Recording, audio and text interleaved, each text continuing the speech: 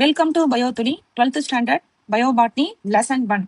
நம்ம இதுல எனக்கு அடுத்து பார்க்கக்கூடிய important topic functions of tapetum. இங்க ஒரு டயக்ராம் இருக்கு பாருங்க, இந்த பட்டர்ஃப்ளை மாதிரி இருக்கும் இல்லையா? ஸோ எங்க இருக்கு டப்பிடம் பாருங்க, இந்த இடத்துல இருக்கா? இதுதான் டப்பிடம் லேயர். ஓகேவா? இந்த டப்பிடம் லேயரோட ஃபங்க்ஷன்லாம் என்ன, இது என்ன வேலை செய்யுது உள்ள அப்படின்னு பாருங்க. First point, it supplies nutrition to the developing microspore. மெகாஸ்போர்னா ஃபீமேல், மைக்ரோஸ்போர்னா மேல். ஓகேவா? அந்த வளரக்கூடிய அந்த மகரந்த துகள்கள் இருக்கு இல்லையா, போலன் கிரைன்ஸ், அதுக்கு வந்து நியூட்ரிஷனை சப்ளை பண்றதா அந்த டப்பிடத்தோட வேலை. Second point, it contribute sporopollenin through Ubisch body, thus play an important role in pollen wall formation. Pollen வால்ங்கிறது போலன் கிரைன்ஸை சுத்தி உருவாகிற லேயர். அதாவது இதுதான் போலன் கிரைன்ஸ்னா அதை சுத்தி இந்த மாதிரி ஒரு டஃப்பான ஒரு லேயர் ஒன்று ப்ரொடியூஸ் ஆகும். ஸோ இதுலதான் பாத்தீங்கன்னா அந்த ஸ்போரோ பொலினுங்கிற அந்த டஃபஸ்ட் மெட்டீரியல் இருக்கும். அப்ப இது என்ன பண்ணுது, அந்த போலன் கிரைன்ஸை சுத்தி அந்த அவுட்டர் லேயரான அந்த போலனால் ஃபார்மேஷனுக்கு ஹெல்ப் பண்ணுது.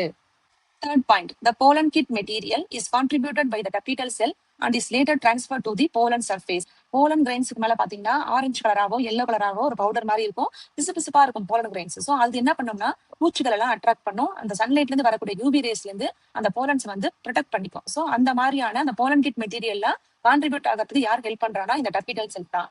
Last point, exine protein responsible for rejection reaction. Rejection reaction அப்படின்னா ஒரு பப்பாயா ட்ரீ இருக்குன்னா அந்த பப்பாயாவோட போலன் கிரைன்ஸ் பப்பாயாவோட ஸ்டிக்மால தான் போய் ரீச் ஆகணும். ஒருவேளை பப்பாயாவோட போலன் கிரைன்ஸ் போயிட்டு மேங்கோ ட்ரீயோட ஸ்டிக்மா போய் ரீச் ஆச்சுன்னா அது கண்டிப்பா அங்க என்ன பண்ணாது, முளைக்காது, ஜெர்மினேட் ஆகாது. ஸோ அதான் ரிஜெக்ஷன் ரியாக்ஷன் சொல்றாங்க. சேம் பிளான்ட் சேம் ஸ்பீஷிஸ்ல போய் அந்த போலன்ஸ் விழுந்தா மட்டும்தான் they can be germinate. So வேற ஒரு பிளான்ட்ல மாத்தி போய் வேற ஒரு அனதர் ஸ்பீஷிஸ்ல போய் அந்த போலன் விழுந்துச்சுன்னா கண்டிப்பா அந்த பிளான்ட் அதை என்ன பண்ணும்னா ரிஜெக்ட் பண்ணும். அதுதான் rejection reaction. Of the stigma are present in the cavities of the exine. These proteins are derived from the tapetal cell. அடுத்து பார்க்கக்கூடிய important question, functions of endosperm. போன வீடியோல நம்ம எண்டோஸ்பெர்ம்ஸோட டைப்ஸ் எல்லாம் பார்த்திருப்போம். இன்னைக்கு அதோட ஃபங்க்ஷன்ஸ் பாருங்க. First point, it is nutritive tissue for the developing embryo. So உள்ள வளரக்கூடிய அந்த கரு ஊனுக்கு அந்த நியூட்ரிஷனை சப்ளை பண்றது யாருன்னா இந்த எண்டோஸ்பெர்ம் தான். செகண்ட் பாயிண்ட், ஆஞ்சியோஸ்பெர்ம்ஸ்ல பாத்தீங்கன்னா the zygote divides only after the development of endosperm. zygote எப்ப டிவைட் ஆகும்னா எண்டோஸ்பெர்ம் டெவலப்மெண்ட் ஆனதுக்கு அப்புறம் தான். ஏன்னா அப்பதான் அதுக்கு அந்த நியூட்ரிஷன் கிடைக்கும். Third point, endosperm regulate the precise mode of embryo development. அந்த எம்ப்ரியோ டெவலப்மெண்ட் ஆகிறதுக்கு ஹெல்ப் பண்றது யாருன்னா இந்த எண்டோஸ்பெர்ம் தான்.